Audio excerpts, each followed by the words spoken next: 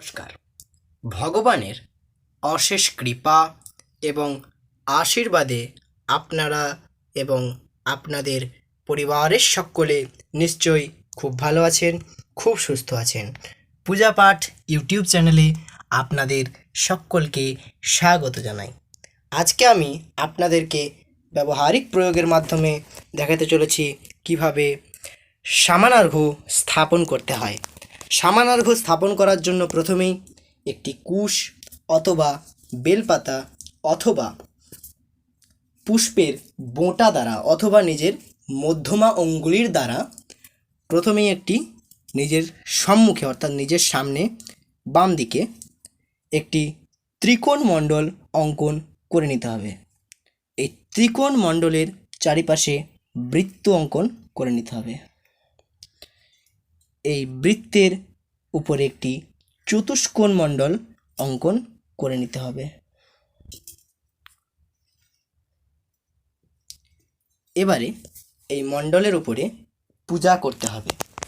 প্রথমেই এতে গন্ধপুষ্পে ওং আধার শক্তয়ে নমঃ, এতে গন্ধপুষ্পে ওং কুর্মায় নমঃ, এতে গন্ধপুষ্পে ওং অনন্তায় নমঃ, এতে গন্ধপুষ্পে ওং পৃথিব্যৈ নমঃ, এতে গন্ধপুষ্পে ওং পৃথিব্যৈ নমঃ।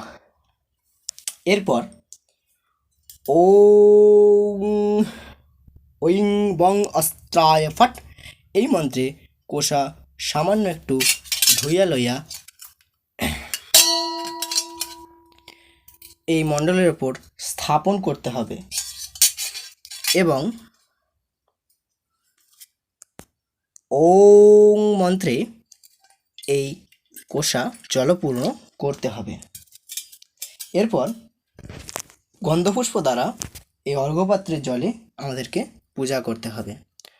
ওং এতে গন্ধপুষ্পে মং বহ্নি মণ্ডলায় দশ কলাত্মনে নমঃ, এতে গন্ধপুষ্পে ওং অং সূর্যমণ্ডলায় দ্বাদশ কলাত্মনে নমঃ, এতে গন্ধপুষ্পে ওং উং সোমমণ্ডলায় ষোড়শ কলাত্মনে নমঃ।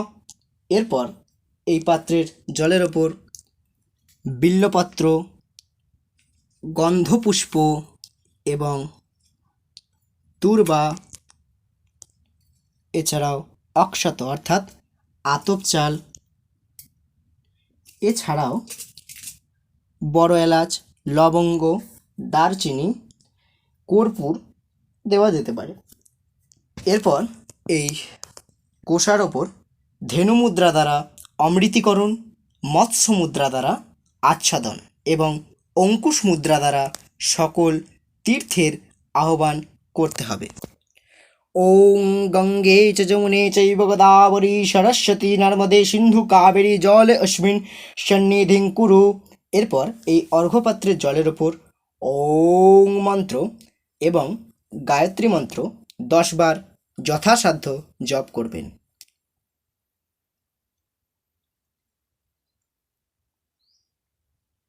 এরপর জপ করা হয়ে গেলে এই অর্ঘ্যপাত্র থেকে ত্রিপত্র দ্বারা, ত্রিপত্র অভাবে ফুল দ্বারা নিজ মস্তকে এবং পূজার সরঞ্জামে জলের ছিটা দেবেন।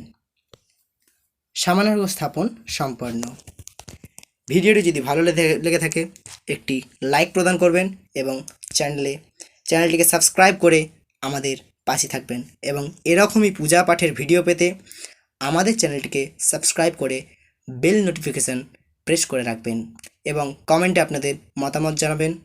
দেখা হচ্ছে খুব শীঘ্রই নতুন কোনো পূজা পাঠের ভিডিও নিয়ে। ততক্ষণ ভগবানের কৃপায় সকলে ভালো থাকবেন, খুব সুস্থ থাকবেন। ধন্যবাদ।